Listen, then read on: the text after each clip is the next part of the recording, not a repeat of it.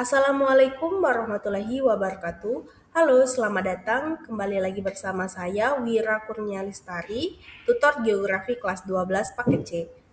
Baiklah teman-teman, sebelum kita memasuki pembelajaran, silakan teman-teman untuk menyiapkan alat tulisnya. Oke teman-teman, pernah nggak sih kalian lihat peta, tulisannya lahan kosong, pas disamperin ternyata udah berubah jadi gudang besar? Atau di peta jalannya masih tanah padahal aslinya udah mulus aspal. Nah itu tandanya dunia kita ini berubah setiap hari. Sementara peta atau data BPS mungkin datanya dari tahun lalu.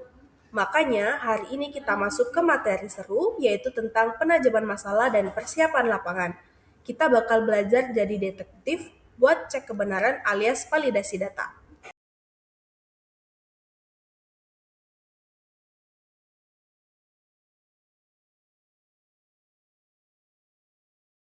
Kenapa sih kita nggak boleh percaya 100% sama peta?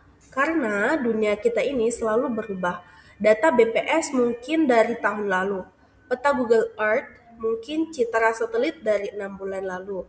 Sementara itu di kota kita, pembangunan terjadi setiap hari. Apa yang berubah? Yang berubah bisa jadi lahan kosong tiba-tiba menjadi gudang, jalan tanah sudah diaspal, pemukiman baru muncul di dekat pelabuhan, dan lainnya.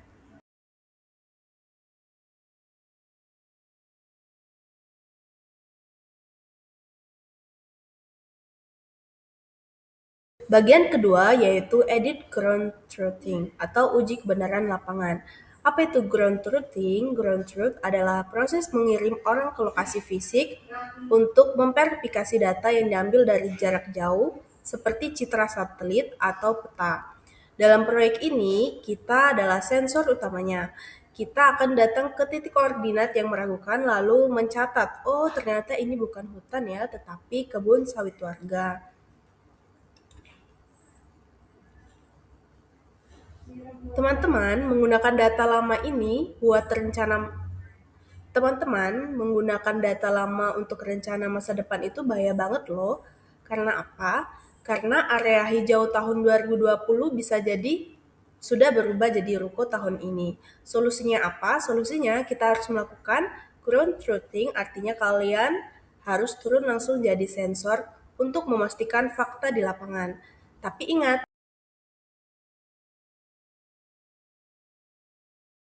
barang yang wajib kita bawa saat ke lapangan. Yang pertama itu ada smartphone dengan baterai full ya teman-teman. Itu untuk buat GPS dan kamera. Yang kedua itu ada alat tulis untuk cadangan kalau HP kita mati. Yang ketiga topi dan air minum. Karena cuaca di sekitar itu pasti panas ya dan berdebu. Kemudian yang terakhir adalah surat pengantar.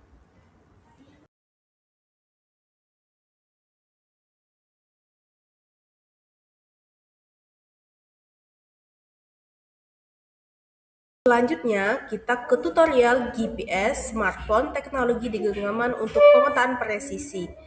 Kita nggak perlu alat mahal, kita hanya perlu mendownload gratis di Play Store, yaitu yang pertama ada GPS Essential, Geotech Photos, atau Google Maps. Langkah kedua yaitu kalibrasi. Pastikan akurasi sebelum menandai titik. Pastikan GPS sudah lock atau terkunci ke satelit. Akurasi yang baik adalah yang di bawah 5 meter.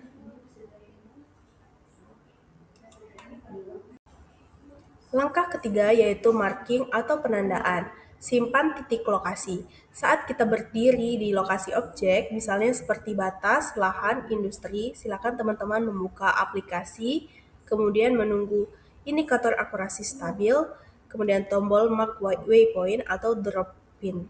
Penting untuk diberi nama catatan, kode yang jelas.